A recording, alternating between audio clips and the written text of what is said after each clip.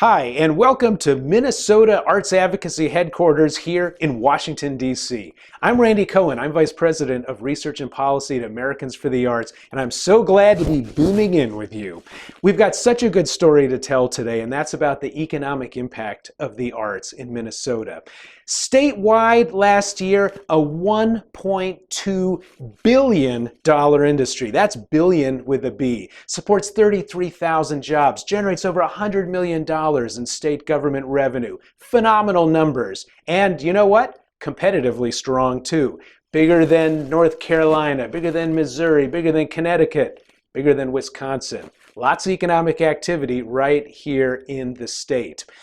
Now, we've heard that story, but you know, the real value-added aspect of the arts is that event-related spending by arts audiences. Think of the last time you went to an arts event. You know, you probably had paid for parking, had dinner, maybe dessert or drinks after the show. If you're like me, you come home, you double the cost of the evening on babysitting. Lots of economic activity. Our surveys showed 18.9 million attendees at arts events last year. The average spending, $20.48 per person per event, not including the cost of admission. That's beyond the ticket price. We asked each of those people we interviewed almost 3,500 people for their zip code because we wanted to find out how many of them live right in Minnesota. 5.9% of attendees come from outside the state. And do they spend differently? You bet they do. Over $36 per person per event. And 11% of those folks stay a night, an overnight. And that's what really gets the cash registers ringing. They average $176 per person per event, not including the ticket. 1.1 million attendees came from outside of Minnesota last year to see a nonprofit arts event. This is an import industry, folks, and a great news story. One other interesting statistic, we asked everybody that attended the event if they're personally involved in the arts. Are they makers? Do they sing? Do they take a ceramics class? 53%, over half of the attendees are personally involved in the arts as well. That's a real opportunity for you as cultural organizations to keep connecting with the audience.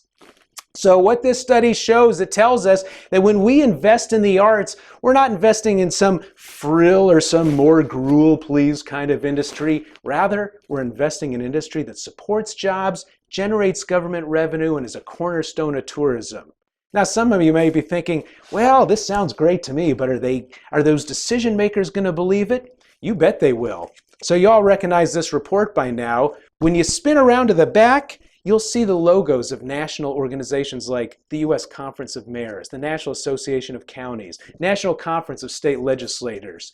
Those organizations are national partners on this study because they too believe that when we invest in the arts, we're getting both cultural and economic benefits. How about our business leaders? You know, there's a great new study I want to show you real quick. It's called Ready to Innovate, and it's by the Conference Board. The Conference Board surveys their Fortune 1000 business leaders, and their research shows creativity has soared to the top 5 applied skills business leaders are looking for.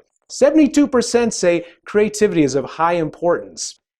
What are the biggest indicators of creativity? Study of the arts, especially while in college, and starting your own company. So again, connecting the arts to business. Let me just wrap up by saying it's so great to be with you, and I want to call out Sheila. This is her 20th Arts Advocacy Day for your great state. So congratulations, not just crazy, crazy good, and it's so good to be with you, and thank you all for the work you do. Everything you do to advance the arts in your communities, in your state, nationally, it's all important, and you're important for doing it. Thank you very much.